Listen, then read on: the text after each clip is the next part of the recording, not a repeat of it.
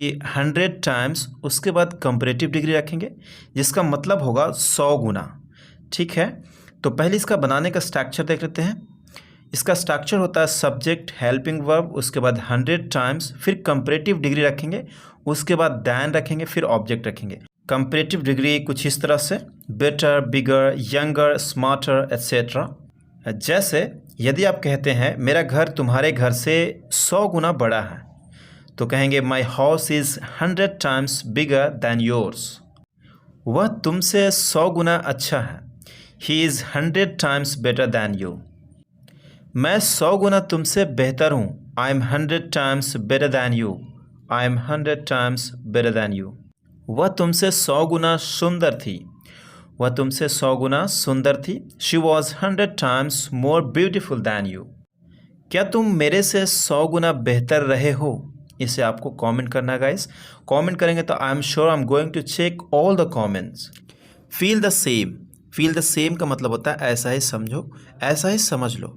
जैसे क्या तुम कल नहीं आओगे, तो उसका रिस्पॉन्स में आता है ऐसा ही समझो, ऐसा ही समझ लो कि मैं नहीं आऊँगा। ओके, तो उसे आप बोलेंगे yes feel the same I won't come tomorrow. For example, सबसे पहले आपसे पूछा गया वोंट यू कम टुमारो, क्या आप कल नहीं आएंगे? तो उस जगह पे आप रिस्पॉन्स में कहते हैं yes feel the same I won't come tomorrow. क्या तुम जा रहे हो? ऐसा ही समझो, are you going, feel the same. क्या वह पटना जा रहा है? ऐसा ही समझो, is he going to Patna, feel the same. Butter someone up. Butter someone up का मतलब होता है किसी को मस्का लगाना, किसी को मक्खन लगाना। उस जगह पे आप बटर समवन अप का यूज़ करेंगे। समवन के जगह पे आपको ऑब्जेक्टिव प्रोनाउन रखना है, जैसे मी, हिम, हर, हिम, इस तरह से कुछ। तो आइए बनाने का स्ट्रक्चर देखते हैं। सब्जेक्ट, उसके बाद हेल्पिंग वर्ब, बटर अप, उसके बाद ऑब्जेक्ट। जैसे तुम उसे मस्का लगा रहे हो, you are buttering him up. मैं तुम्हें मस्का नहीं लगाता रहता हूँ, I don't keep buttering you up. मस्का लगाओ मत मुझे, don't butter me up, don't butter me up. मुझे मक्खन मत लगाओ। यहाँ पर हम सच में बात नहीं कर रहे हैं मक्खन लगाने की। Okay, I hope you care it. Don't butter me up, या कई बार आप इस तरह से भी कहते हैं झाड़ पर मत चढ़ाओ मुझे, do not butter me up. Same sense है, do not butter me up. Is someone illusion that, किसी का भ्रम है कि। इसका बनाने का स्ट्रक्चर होता है its, your, his, her, our, their, my. इसे समवन के जगह पे आपको रखना है, उसके बाद इल्यूशन, फिर दैट, फिर सेंटेंस को रखेंगे। जैसे यह उसका भ्रम है कि मैं गाड़ी चला लूँगा, it's her evolution that I will drive. यह उन लोगों का भ्रम है कि मैं उनसे मिलने आऊँगा, it's their illusion that I will come to meet them. यह तुम्हारा भ्रम है कि तुम इंग्लिश बोल पाओगे, it's illusion that you will be able to speak English. यह उसका भ्रम है कि तुम उससे प्यार करते हो, it's his evolution that you love her. Getting spoiled. Getting spoiled का मतलब होता है बिगड़ते जाना, बिगड़ते चले जाना। इसका बनाने का स्ट्रक्चर सिंपल होता है सब्जेक्ट, उसके बाद हेल्पिंग वर्ब रखेंगे, फिर गेट को चेंज कर सकते हैं एंड देन ऑब्जेक्ट रखेंगे। तो जैसे तुम बिगड़ते जा रहे हो, यू आर गेटिंग स्पॉइल्ड। वह अब बिगड़ चुका है, he has got spoiled now. वे लोग अब बिगड़ते चले जा रहे हैं, दे आर गेटिंग स्पॉइल्ड। अब मैं बिगड़ने का कोशिश कर रहा हूँ, I am trying to get spoiled. उसकी आवाज़ बिगड़ती चली गई, his voice got spoiled. It doesn't befit you. Befit को आप यूज़ कर सकते हैं शोभा नहीं देने के सेंस में। जैसे झूठ बोलना आपको शोभा नहीं देता, it doesn't befit you to lie. चोरी करना आपको शोभा नहीं देता, it doesn't befit you to steal. गाली देना आपको शोभा नहीं देता, it doesn't befit you to abuse. यह काम करना आपको शोभा नहीं देता, it doesn't befit you to do this work. चुगली करना आपको शोभा नहीं देता, it doesn't befit you to backbiting. Next one, in the guise of. In the guise of का मतलब होता है के भेष में, के रूप में, के शक्ल में। ओके, जैसे तुम इंसान के शक्ल में कुत्ता हो। अगर कुछ ऐसा बोलना हो तो उस जगह पे आप इन स्ट्रक्चर को यूज़ कर सकते हैं। इसका बनाने का नियम होता है सेंटेंस, उसके बाद इन द गाइज ऑफ। कोई भी अगर वर्ब दिखाएंगे उसमें आईएनजी दिखाना पड़ेगा आपको, या फिर कोई नॉन रखेंगे। जैसे तुम इंसान के शक्ल में कुत्ता हो, you are a dog in the guise of a man. तुम पुलिस के भेष में चोर हो। You are thief in the guise of police. वह जादूगर के भेष में तुम्हारे घर में घुस गया। She entered into your house in the guise of a magician. कुछ चोर पुलिस के रूप में मेरे घर में घुसा था। Some thief entered my home in the guise of the police man. Inwardly, inwardly का मतलब होता है अंतरात्मा में या फिर मन ही मन में। जैसे वह मन ही मन में गुस्सा था। She was inwardly angry. She was inwardly angry. मुझे मन ही मन में गुस्सा आ रहा है। I am inwardly getting angry. I am inwardly getting angry. तुम मन ही मन में क्यों रोते हो? Why are you crying inwardly? Why are you crying inwardly? वह मन ही मन बात कर रही थी।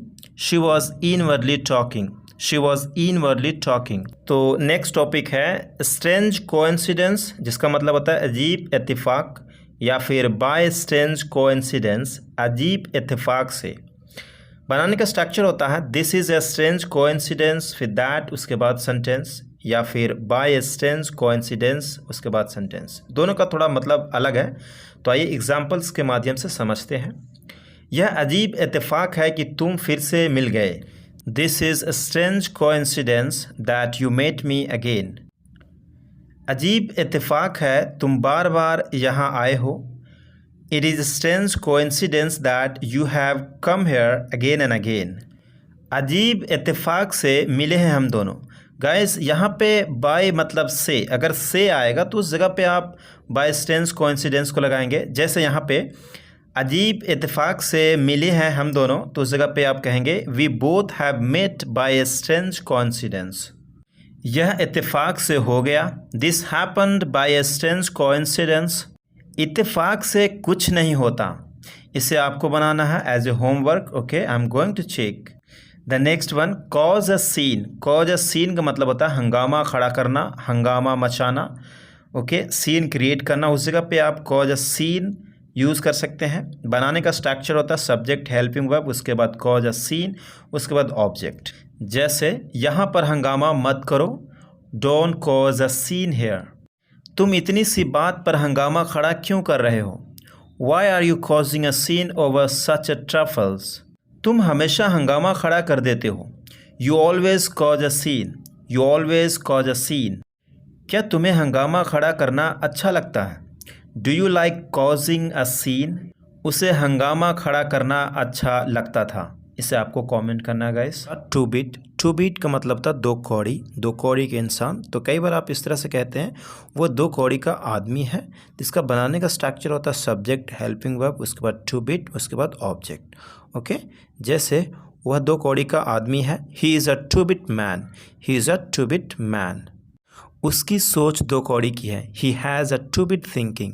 He has a two bit thinking. वह दो कौड़ी का डॉक्टर है। He is a two bit doctor. He is a two bit doctor.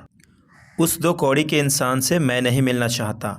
I don't want to meet that two bit person. अपनी दो कौड़ी की घड़ी मुझे मत दिखाओ। Don't show me your two bit watch. Oat meal या फिर ऑड फूड, जिसका मतलब होता है जूठा खाना। अगर आप कहते हैं यह जूठा खाना है, मैं इसे नहीं खाऊंगा। This is an odd food, I will not eat. This is an odd food, I will not eat. Food की जगह पे मील भी बोल सकते हैं। क्या यह जूठा खाना है? Is this an odd food? Is this an odd food? Lipped water. Lipped water का मतलब होता है जूठा पानी।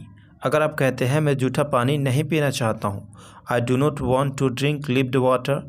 आई don't want to drink lipped water. उसने मुझे जूठा पानी दिया। He gave me lipped water. He gave me lipped water. इसे मत पियो, यह जूठा पानी है। डू नॉट ड्रिंक इट या फिर don't drink it. This is lipped water. Next, come या फिर get to the point. Come to the point या फिर गेट टू द पॉइंट, जिसका मतलब होता है मुद्दे पर आना। कोई भी अगर बंदा घुमा फिरा करके बात कर रहा है तो उस जगह पे हम कहते हैं यार मुद्दे की बात करो, मुद्दे पर आ जाओ। तो उस जगह पे कम टू द पॉइंट या फिर गेट टू द पॉइंट को यूज़ करेंगे आप।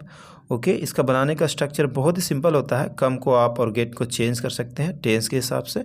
तो आइए कुछ एग्जांपल्स देखते हैं जिसके माध्यम से आपको समझ में आएगा। काम की बात क्यों नहीं कर रहे हो? Why are you not getting to the point.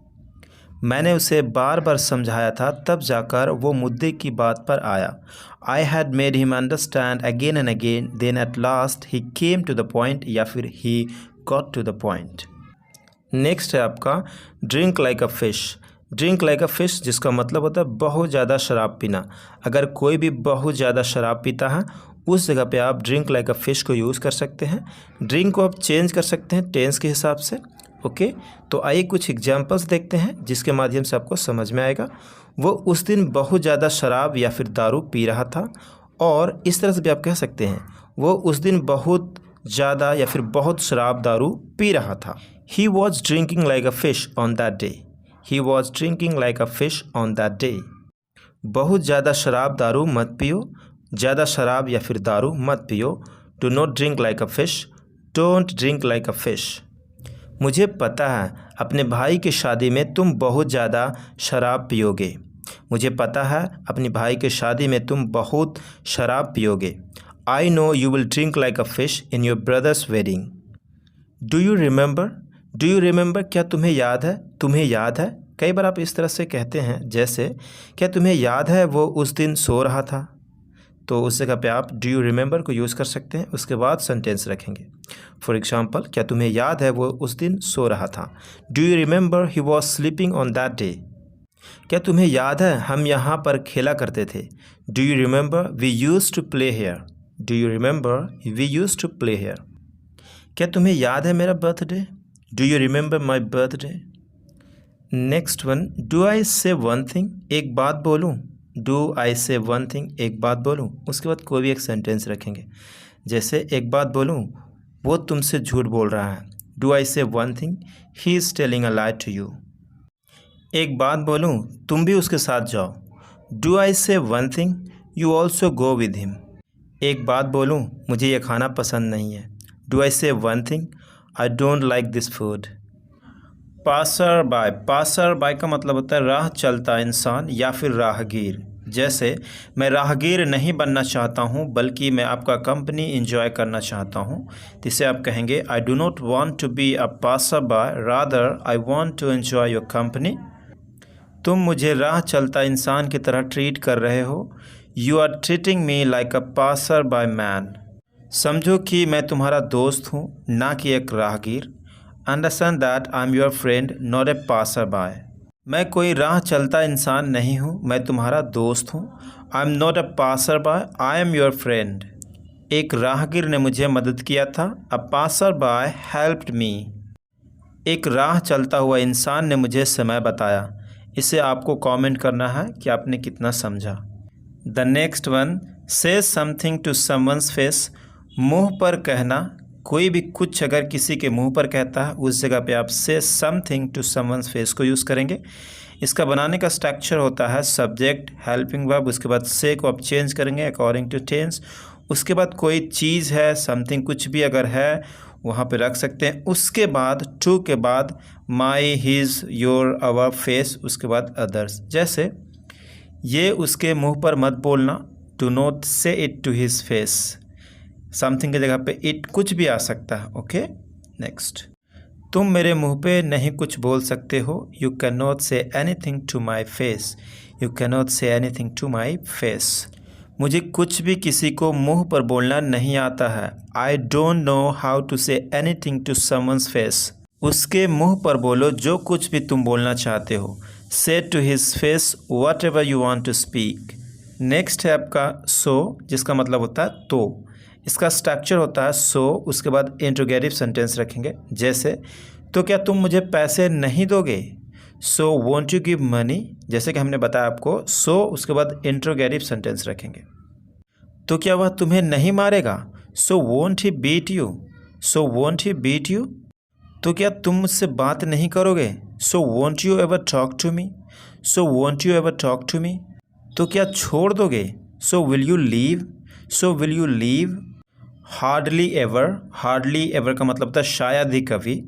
जैसे इसका बनाने का स्ट्रक्चर होता है सब्जेक्ट हेल्पिंग वर्ब, उसके बाद hardly ever and then verb रखेंगे, आफ्टर दैट ऑब्जेक्ट। जैसे मैं शायद ही कभी स्कूल जाता हूँ सप्ताह में। I hardly ever go to school in a week. I hardly ever go to school in a week. वह शायद ही कभी नहा ले पूरे महीने में। He hardly ever take shower in a month. हम शायद ही कभी आपस में बात करते हैं। We hardly ever talk to each other. We hardly ever talk to each other. वह तुमसे शायद ही कभी मिलेगी। She will hardly ever meet you. She will hardly ever meet you. The next topic is going to be damned. Damned का मतलब होता है लानत है, धिक्कार है। स्ट्रक्चर होगा डैम्ड, उसके बाद सेंटेंस। जैसे लानत है उस पर, डैम्ड ऑन हिम। लानत है उस पर, डैम्ड ऑन हिम। लानत है तुमने उस पर शक किया था। Damned you suspected on her. Damned you suspected on her. By strange coincidence का मतलब होता है अजीब इत्तेफाक से। इसका बनाने का स्ट्रक्चर सिंपल है, बाय स्ट्रेंज कोइंसिडेंस, उसके बाद सेंटेंस, या लास्ट में रखेंगे बाय स्ट्रेंज कोइंसिडेंस या फिर पहले। जैसे अजीब इत्तेफाक से मिले हैं हम दोनों, या फिर हम दोनों अजीब इत्तेफाक से मिले हैं। We both have met by strange coincidence. यह इत्तेफाक से हो गया। This happened by a strange coincidence. The next topic is read the sign up body. Read को आप चेंज कर सकते हैं according to tense. Okay, read को चेंज करेंगे आप। Read the sign up body का मतलब होता है बॉडी को इशारों को समझो, बॉडी को इशारों को समझना। तब जाकर के आप read the sign of body को यूज़ करेंगे। जैसे बॉडी को इशारों को समझो, read the sign of body. Read the sign of body. मैं तुम्हारा आँखों का इशारा को समझ सकता हूँ। I can read the sign of your eyes. I can read the sign of your eyes. उसकी बॉडी के इशारों को समझो, read the sign of her body. Read the sign of her body. वह तुम्हारा फेस का इशारा समझ सकती है। She can read the sign of your face. She can read the sign of your face. Out of reach. Out of reach का मतलब होता है पहुँच से बाहर, पहुँच के बाहर। ओके, स्ट्रक्चर होता है सब्जेक्ट हेल्पिंग वर्ब, उसके बाद out of my, your, our, your, इस तरह से यूज़ करेंगे एंड देन रीच लगाएंगे। जैसे यह तुम्हारी पहुँच से बाहर है।